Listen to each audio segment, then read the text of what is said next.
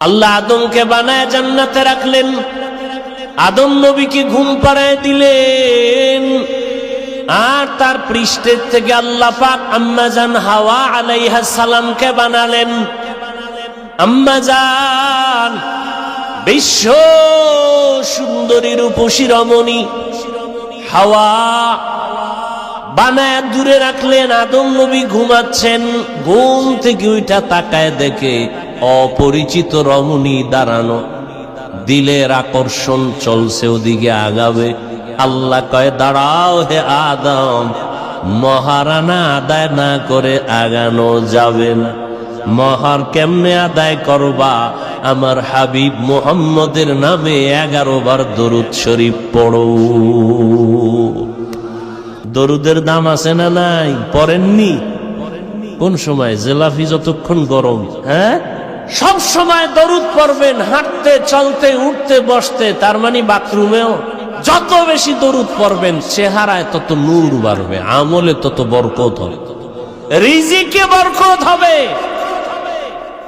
ওলামায়ে কেরাম ভালো করে খেয়াল করেন, আদম আলা নবিয়িনা আলাইহিস সালাম জমিন থেকে বিদায়ের 600 বছর পর, কি ধারাবাহিক বলতেছি না, মাঝখানে অনেক কথা থুইয়া যাইতে।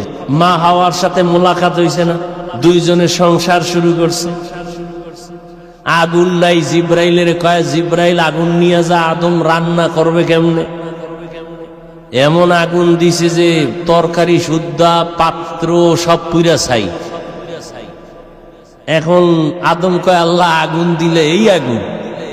আল্লাহ কয়, জিব্রাইল আগুনের সমুদ্রে নিয়ে 3 বার চুবানি দাও। 3 বারে 3000 বছরের তাপ কমে গেছে। এবার বাকি আদমরে দিয়া বাকিটা পাহাড়ের পাথরে ফেলে দাও, যেন পাথরও আগুন আছে, পানিতেও। এই কি আমি ঘুমের থেকে স্বপ্ন দেখে কইতেছি মনে করতেছেন? সংসার শুরু করলেন দুজন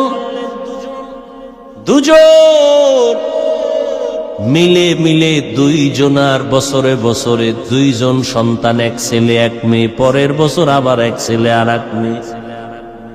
আগের বছরের ছেলে পরের বছরের মেয়ের সাথে বিয়া,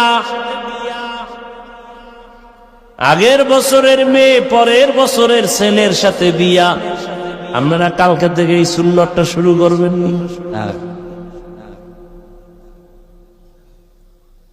আমরা কি আদমের উম্মত নি? কোন নবীর উম্মত? তাহলে আমগো শরীয়তে এটা চলবে?